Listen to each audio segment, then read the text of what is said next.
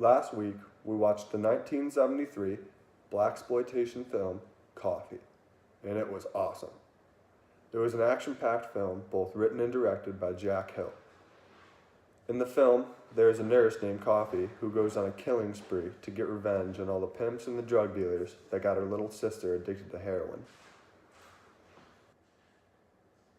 Coffee is a young, attractive black female who often lures her victims into vulnerable spots by making it seem as if they're about to have sex.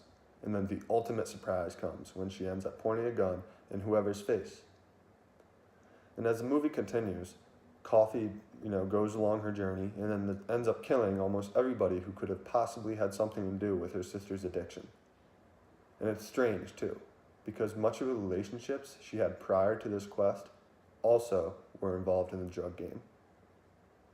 One of Coffee's closest friends, a police officer named Carter, was beat up and practically murdered for not getting in on the action his partner found himself in.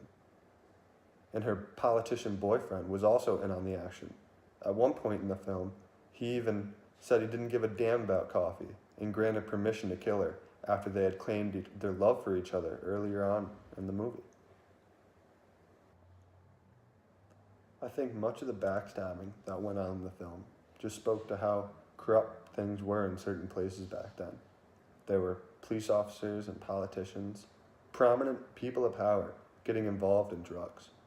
I think Coffee just found herself in a bad situation and decided not to sit back, but to do something about it. There was also so much violence, drugs, and nudity.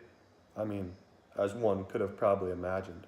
But in my mind, this was the first film that we watched all year that really didn't hold back on any of that stuff. There was Coffee killing people and people doing drugs on camera and full nudity. This stuff I saw as, clearly appeared to be, tabooed and not okay to put in films and everything that we watched leading up to this. As we get into these newer eras with newer films, all that stuff about, things being too bad to put on camera kind of fades out.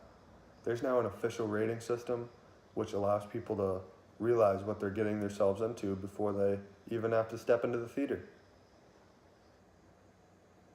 As far as the blaxploitation idea behind the film, I definitely saw a difference, and at least the cast. It was just so diverse.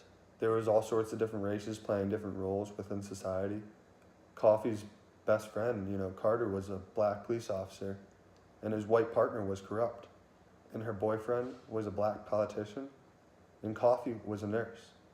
And at a time that I feel as if racism was probably still a little bit more prominent in society than it is today, it was good to see different races playing different roles in society, even if, that society might have been a little bit screwed up and corrupt at that time.